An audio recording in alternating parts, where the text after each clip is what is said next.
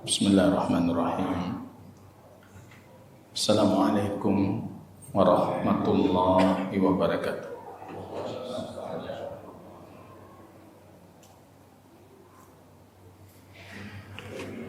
Alhamdulillahi rabbil alamin. Wal 'aqibatu lil muttaqin fala 'udwana illa 'alal zalimin.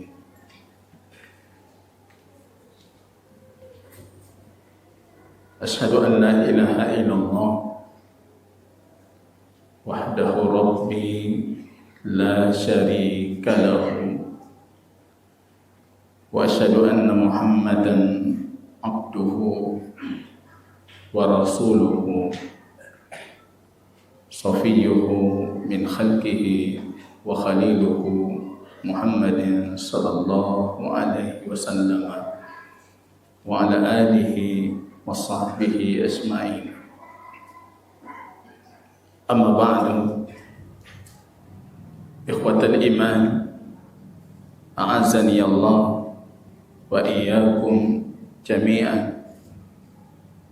Puji dan syukur yang tiada hentinya kita panjatkan kehadiran Rabb kita Allah Jalla wa'ala atas limpahan rahmat, kasih sayang, inayahnya, hidayahnya, sehingga kita di malam yang penuh kemuliaan dan keberkahan ini mampu menunaikan faridah Allah, salat maghrib berjamaah, berdiam diri di rumah Allah, menunggu tibanya salat selanjutnya dalam kondisi berzikir, mempelajari ayatnya, mengkaji hadis baginda Rasulnya sallallahu alaihi wasallam.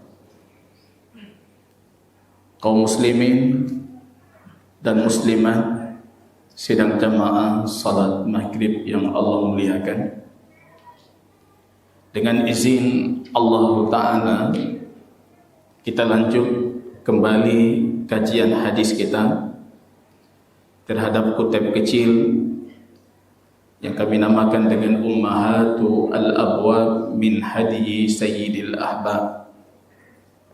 Hadis-hadis utama, hadis-hadis pokok dari pembahasan-pembahasan fikih yang bersumberkan petunjuk penghulu orang terkasih, yaitu Habib kita baginda Rasulullah sallallahu alaihi wasallam.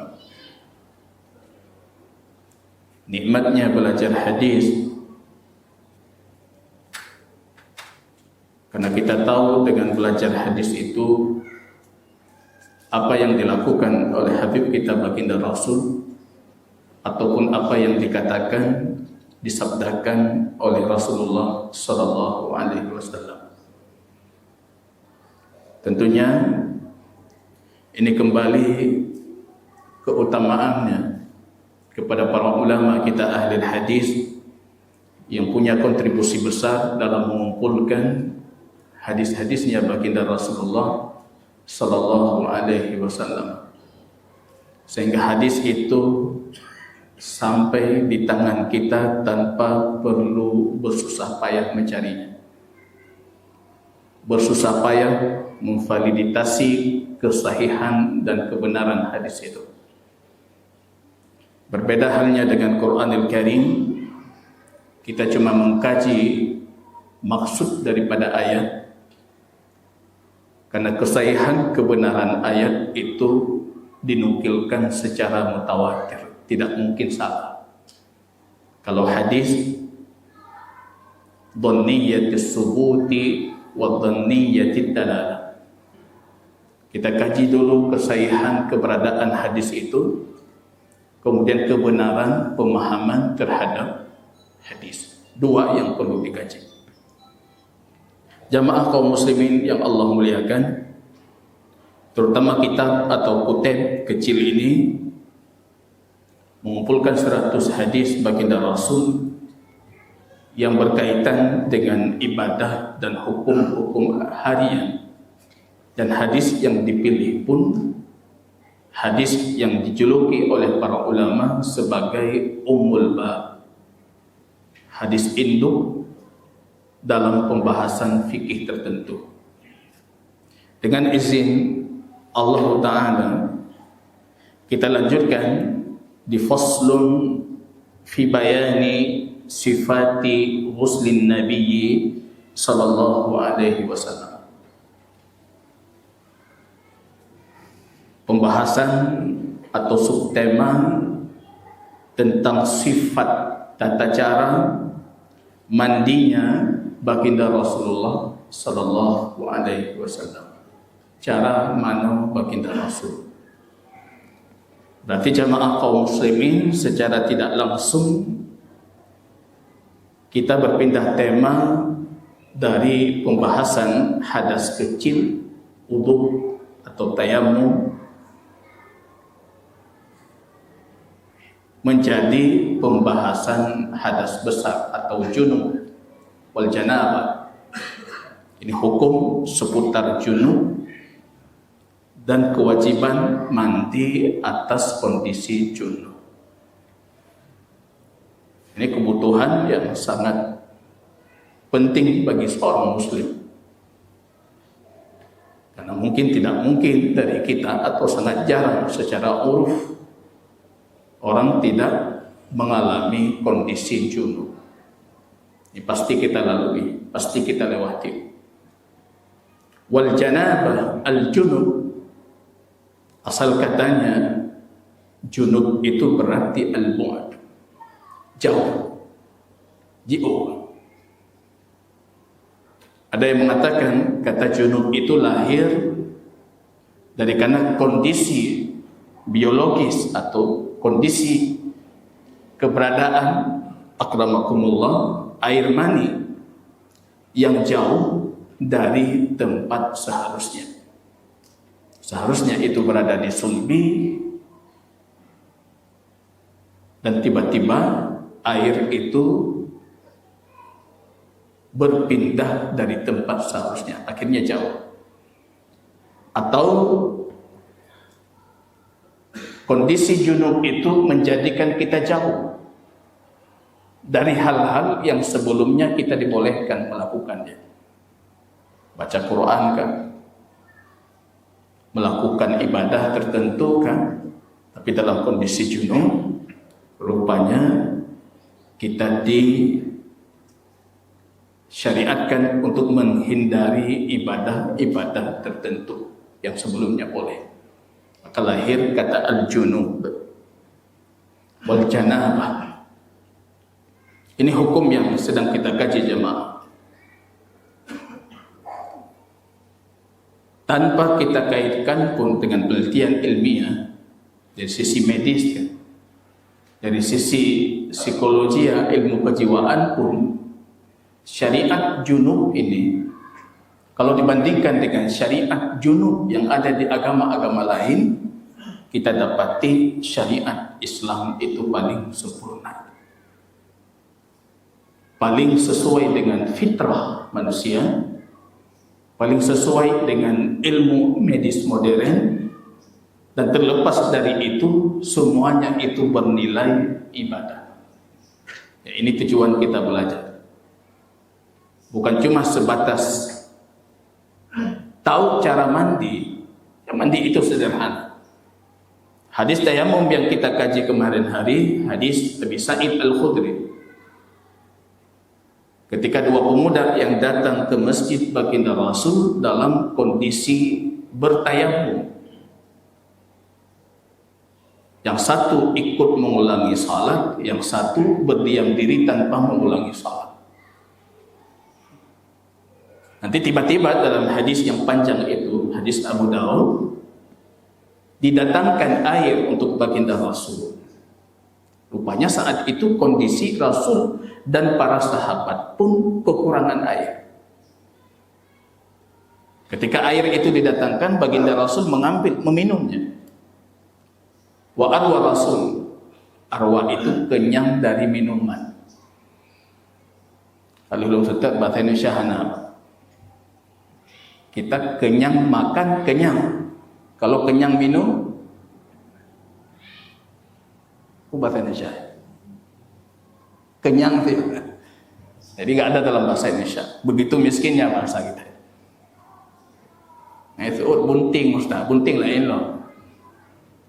Kenyang minum arwah, sehingga Rasul kekenyangan dari minuman. Kemudian beliau memberikan para sahabat yang hadir. Ini semuanya belum minum. Rupanya dengan keberkahan Rasul itu cukup semua minum dan airnya masih sisa. Rasul memanggil yang tadi yang belum mandi dalam kondisi junub. Dia cuma sebatas bertayamum dan salat. Hu kata Rasul, fa'afrid ala nafsik. Cara mandi sederhana ya seperti itu. Ambil air, guyur sekujur badanmu, kamu sudah lepas kewajiban mandi. Ambil air ini, guyur ke seluruh tubuhmu, itu sudah cukup untukmu itu. Ya, diambil oleh si fulan, diguyur, berarti mandinya sudah sah. Itu mandi minimalis. Mengangkat hukum kewajiban dan menghilangkan dosa. Nah, irigasi di rumah dalam kondisi junub, tagrub dengan niat bersuci. Tenggelam semuanya. Bangun sudah suci. Saya rasa bukan mandi seperti itu yang Anda cari malam ini. Ini jalan lagi kan kita juga Pak. Guyur aja air sekujur badan. Cukup sekali guyuran, cukup. Bahkan Imam Bukhari dalam Sahih Al-Bukhari menjadikan hadis Maimunah yang akan kita bacakan itu babu fil ghusli marrata wahidah. Bab mandi itu cukup satu kali. Padahal dalam hadis tidak disebutkan satu kali. Ini kita mengomentari mereka, para akademis di kampus yang sering ketika menyebutkan para ahli hadis, mereka menyepelekan ahli hadis dibandingkan para ahli fikih, fuqaha. Orang ahli hadisnya hanya cara-cara. Cuma kuat hafalan, dia hafal-hafal saja. Yang masalah pemahaman lebih mufhum ahli fikih. Itu karena mereka tidak mengenal para ahli hadis. Ketika Imam Bukhari mengatakan bab cukup mandi satu kali, dari mana lahir kata satu kali? Itu istinbat. Beliau menggali hukum itu dari hadis baginda Rasul. Ini hanya cara hancur istinbat hukum. Ada satu dari mereka saya dengar, satu profesor di kita ini. Beliau cuma mengatakan Imam Ahmad itu kolektor hadisnya, orang petapa hadis lah.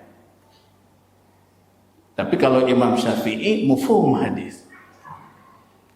Ini pernyataan yang merendahkan para ulama dan menunjukkan kalau beliau tidak kenal Imam Ahmad. Karena forum ilmiah saya angkat tangan.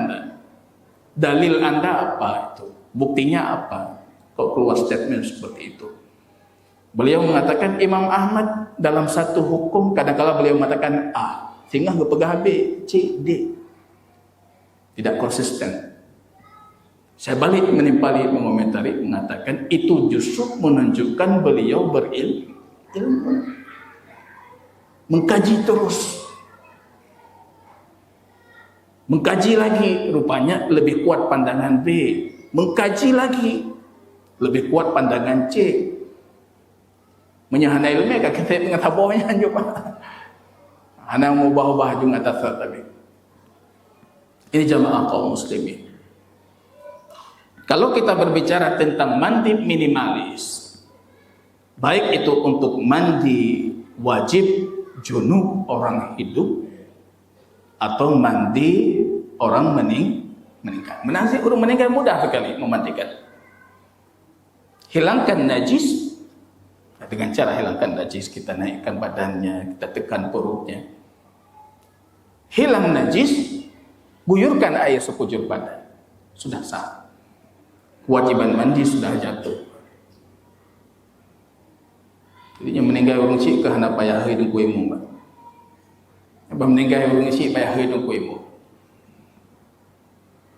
Belum lagi beberapa warga kita berwasiat, lung yang meninggal yang pemanau lung harus tungku fulan. Ban meninggal tungku fulan tengah di luar negeri.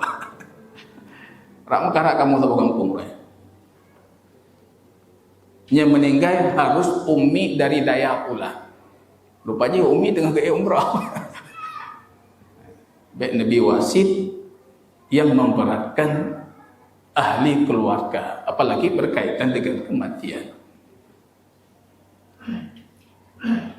Ada jemaah kita juga ustaz yang meninggal yang ceramah takziah drone, yang fundung anaknya ceramah takziah. Yang kedua menyawai lung meninggal ke ban. Wasit yang anak perleba. Ini mandi wajib itu cukup guyur dengan niat bersuci, guyur sekujur badan, dah selesai. Tapi yang kita cari jamaah lebih dari itu. Mandi kita bernilai pahala. Setiap langkah tata cara mandi kita pahala. Dan mohon maaf, jauh dari itu berhubungan badan pun junub kita bernilai pahala. Itu muslim luar biasa, nikmat sekali. Muslim nikmat. Mohon maaf, wa fi buti ahadikum sadaqah, kata Nabi. Kalian menggauli pasangan kalian sedekah. Minta mulu Allah, ya Allah gafin tak mulu sedekah anjir. Nampak duduknya apa? Karena wa kullu sulami ibnu Adam alaihi salam. Rupanya setiap otot kita ini tiap hari itu ada kewajiban sedekah. Berapa jumlah? 360 dalam satu riwayat. Tipuro harus sedekah, leher itu 60 sedekah. Sebagai ya Allah yang menggerakkan setiap otot di tubuh kita. Leher itu 60 ya. Baik dalam sedekah.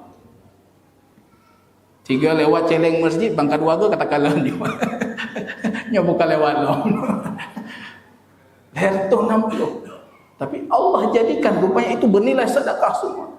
Wa fi budhi ahadikum, kalian menggauli pasangan kalian dengan cara yang ma'ruf, sedekah. Ayati ahaduna imra'atahu wa yakunu lahu ajru. Seseorang mendatangi pasangannya, dia dapat pahala Rasul, dapat kata Rasul. Coba kalau dia meletakkan di haram, dia berdosa tidak berdosa. Kaidah kebalikan seperti itu. Kalau di haram berdosa, yang di halal pahala. Itu karunia Allah luar biasa. Mudah dapat pahala. Setelah itu kita mandi junub. Di awal Islam, hadis Abu Sa'id, al-ma' min al-ma'. Air wajib atas air. Mohon maaf ini konotasi, maksudnya kinayah. Keluar air mani wajib mandi. Di akhir syariat rupanya Allah angkat hukum itu. Keluar tidak keluar wajib mandi. Yang penting sudah terjadinya jima. Idza jalasa baina syu'abihal arba' summa jahadaha faqad wajabal usul, kata Nabi. Hadis muttafaqun alaih. Kalau dia duduk di antara 4 posisi pasangannya, 4 tulang pasangannya, ini kinayah jima. Bek tanya yang putulung Ustaz. Yang setak geron 4 tulang pasangannya, maka dia wajib mandi. Berarti di sini tidak disebutkan keluar atau tidak keluar, wajib mandi. Dan hadis Abu Sa'id yang pertama kita bawa untuk kondisi mimpi basah. Kalau mimpi basah tidak keluar mani, tidak wajib mandi. Kalau mimpi basah keluar mani, wajib mandi. Al-ma' minal ma'. Air dari air, kata Nabi. Inilah hukum junub, jamaah. Nikmat Allah kasih kita kewajiban, dan Allah jadikan nikmat itu nikmat. Ini nur ala nur, cahaya atas cahaya, pahala atas pahala. Kayak ini yang disebutkan berkeluarga itu ibadah sepanjang hayat. Ibadah sepanjang hayat.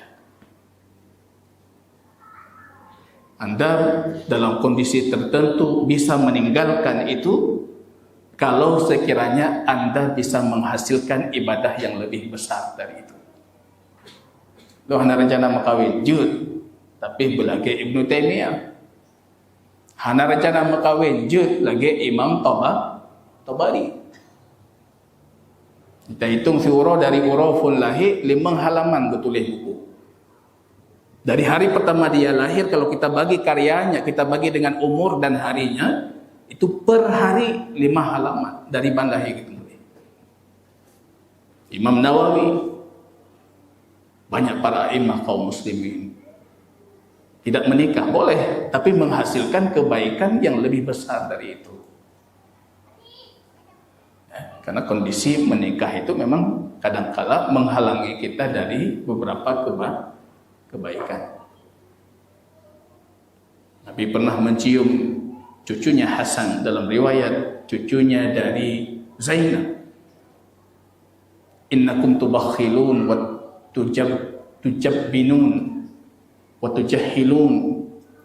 Kalian ini anak kecil yang membuat kami bodoh, membuat kami pengecut, membuat kami bakhil. Kita kan bodoh gara-gara anak.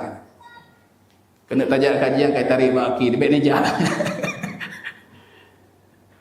Mau kasih sedekah kita berfikir anak banyak di rumah, pui pajo tinggal apa. Jadi kita bakhil, pengecut, bodoh.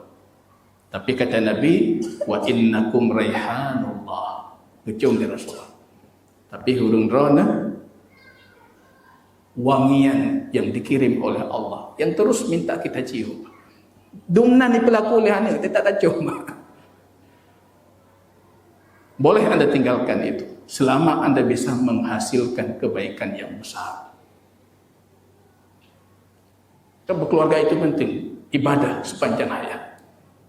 Yang Anda lakukan di rumah Anda itu semuanya bernilai ibadah. Kalau itu hilang dari kita, baru kita merasa berat sama keluarga. Karena kita nggak tahu tadi ada sisi yang besar, nilai pahala yang besar, kita tidak pernah menghadirkan itu. Nah, ini jamaah kaum muslimin. Hari ini kita coba mengkaji hadis Maimunah. Banyak sekali hadis tentang cara mandi baginda Rasul.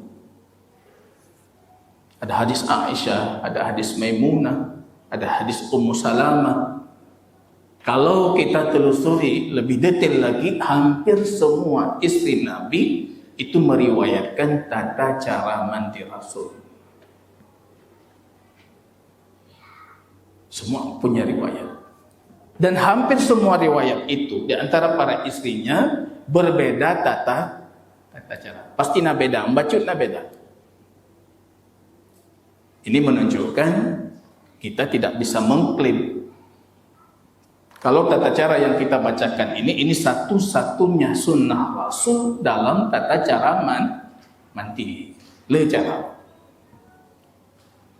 Ini Maimunah menceritakan kepada kita tata cara mandi baginda Rasul. Ini kembali keutamaannya kepada para ibunda kita, istri Rasul sallallahu alaihi wasallam. Karena ini sesuatu yang tidak mungkin dijangkau oleh para sahabat laki-laki. Kalau Rasul mano junub, tahu mungkin gagal. Siapa yang bisa menceritakan kalau bukan para istri Rasulullah? Perkara-perkara kecil di rumah baginda Rasul yang menjadi petunjuk bagi kita, pedoman dalam kita hidup dan berkeluarga. Siapa yang menceritakan kalau bukan istrinya baginda Rasul? para ibu-ibu kita, ummahatul mukminin, itu punya kemuliaan dan fadilah tersendiri di dalam Islam, karena mereka yang menceritakan perihal kehidupan baginda Rasul di dalam rumahnya. Maimunah punya banyak hadis tentang cara mandi, banyak hadis dari beliau. Pernah beliau mandi dengan Rasul, pernah bareng, mandi bareng. Pernah beliau mandi sebelum baginda Rasul, dan Rasul mandi dari air sisanya. Itu yang sering dijadikan dalil bantahan untuk yang mengatakan adanya air mustamal. Maimunah gimana? Manteng nai, di zaman itu susah air. Datang Rasul mandi dengan air yang sama atau sisa air mandinya Maimunah. Dalam mazhab Syafi'i ini sudah dihukumi mustamal. Karena untuk mandi wajib. Maimunah mengatakan, ya Rasul, fa inni ala junubin, aku mandi junub. Rasul mengatakan air tidak junub. Apa ni nai junub? Yang junub terus ni pandai junub. Itu jawaban luar biasa dari baginda Rasul, mematahkan semua argumen yang mengatakan air itu hilang kesuciannya tanpa berubah ke dalam kondisi najis. Iya, ada masalah ini.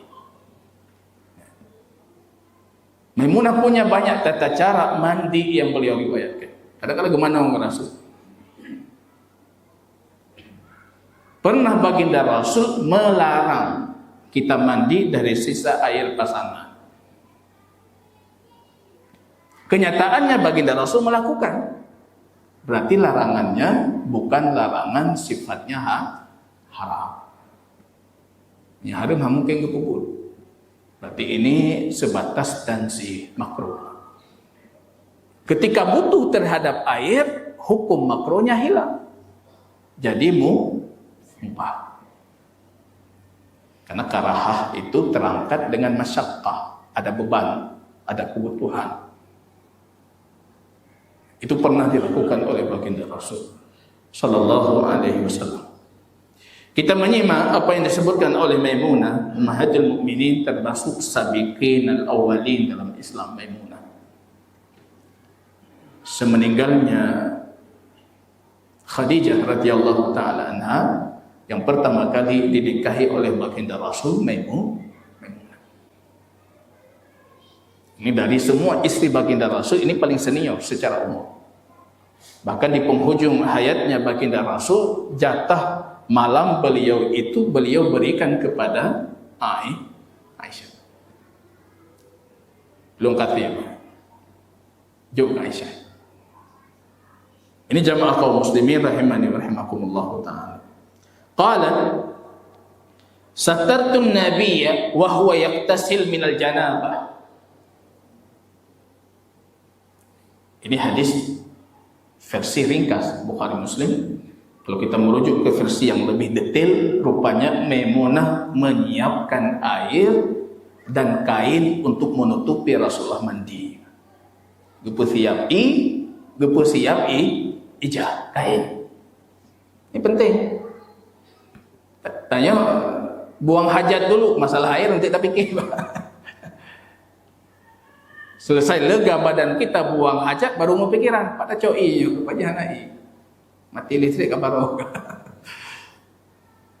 Persiapkan dulu. Pastikan kebutuhanmu bersuci itu tersedia.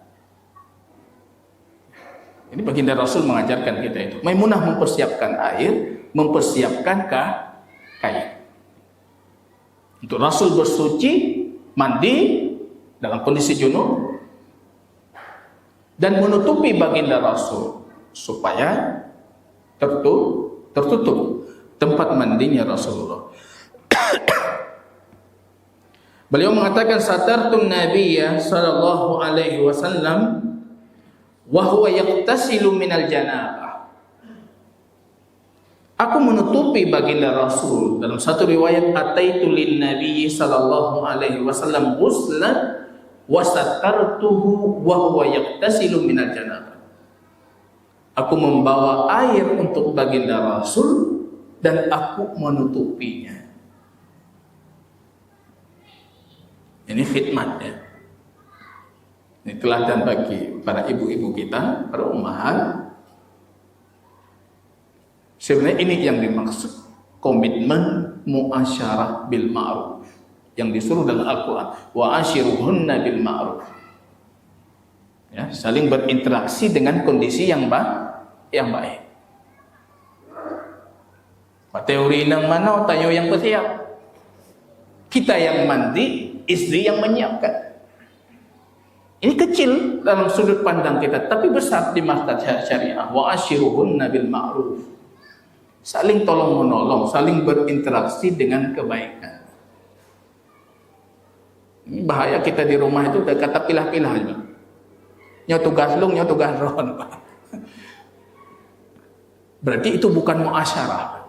Muasyarah, al-muasyarah itu kalau bahasa Arabnya, kalau lafadznya fa'ala, mufa'ala, itu artinya ada istirak, kerjasama, kolaborasi, saling membantu. Wa ashiruhunna bil ma'ruf itu saling membantu, bukan bagi tugas. Bagi tugas lain. Wa ashiruhunna bil ma'ruf, dalam rumah tangga itu nggak ada bagi tugas. Yang ada saling menyelesaikan tugas. Walaupun hal kecil, tapi itu besar. Tadi le promo ke mana tu kami andu. Salah terjauh. Tanya mana yang bersiap lagi. Itu yang dilakukan oleh Maimunah. Apa yang dilakukan oleh baginda Rasul? Rupanya baginda Rasul ayat dalam bejana tadi, beliau mulai mencuci kedua tangannya dengan cara menuangkan airnya, tidak memasukkan tangannya. Apalagi beliau dalam kondisi junub. Dituangkan airnya. Mencucikan tangannya 3 kali.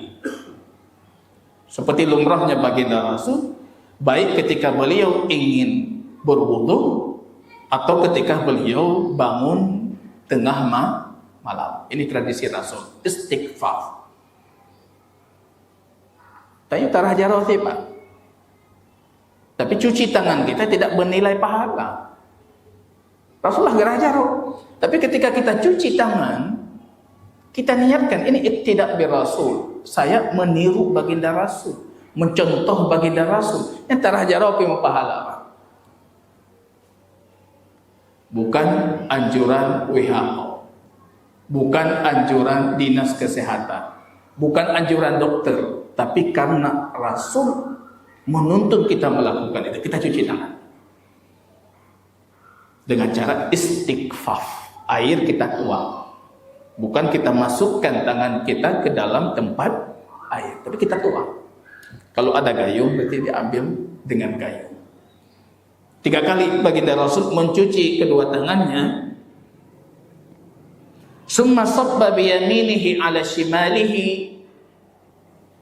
Kemudian beliau mengambil air dengan tangan kanannya, menuangkan air itu di tangan kirinya, dan mohon maaf, beliau membersihkan kemaluannya. Jadi di sini kubul dubur, depan belakang, apalagi kondisi beliau junub. Bu'ud ilai kepegli, menggosok baginda Rasul dengan tangan kiri. Mohon maaf karena kemaluan itu tidak boleh disentuh dengan tangan kanan. La yamussa ahadakum farjahu biyamini, dalam satu riwayat, au dzakarahu biyaminihi, jangan kalian menyentuh kemaluannya dengan tangan kanan. Arti tangan kanan sebatas yang menuangkan air atau menciduk air, tangan kiri yang menggosok dan menyentuh area kemaluan. Itu dilakukan oleh baginda Rasul sallallahu alaihi wasallam. Summa daraba biyadihil arda awil ha'ita famasahaha. Dalam satu riwayat 3 kali. Selesai beliau membersihkan area kemaluannya, baginda Rasul memukuli dengan kedua tangannya, itu dipukuli ke tanah, ke dinding atau tanah. Tentunya dindingnya juga tanah itu. Rumah Arab, ya, tanah liat. Kalau disebutkan dinding berarti itu tanah juga, karena rumahnya memang tanah liat. Dipukul Rasul, dibersihkan dengan tanah. Ini penting juga karena memang faktor beliau baru membersihkan area kemaluan. Bisa jadi ada sisa-sisa dari kotoran, baik yang najis atau bukan najis. Dengan menyentuh tanah itu bisa membersihkan atau menyucikan. Kalau kita bisa, kita ganti dengan sabun, kita ganti dengan yang lain yang menghilangkan dan membersihkan. Ya, kalau Rasul dilakukan 3 kali, beliau tepok dinding. 1 kali beliau usap-usap tangannya, tepok lagi. 2 kali beliau usap tangannya, 3 kali. Kalau ini kita baca riwayat lebih detail, maka ini salah satu cara untuk memahami hadis secara komprehensif sempurna, itu jam'ut turuq. Kumpulkan dulu semua jalur periwayatan. Nanti Anda akan mendapati sebenarnya cerita yang sebenarnya itu seperti apa. Kita dapati rupanya kondisi itu airnya sedikit. Bacut. Untuk rahjaro tapa abihi ke rahjaro mana walau.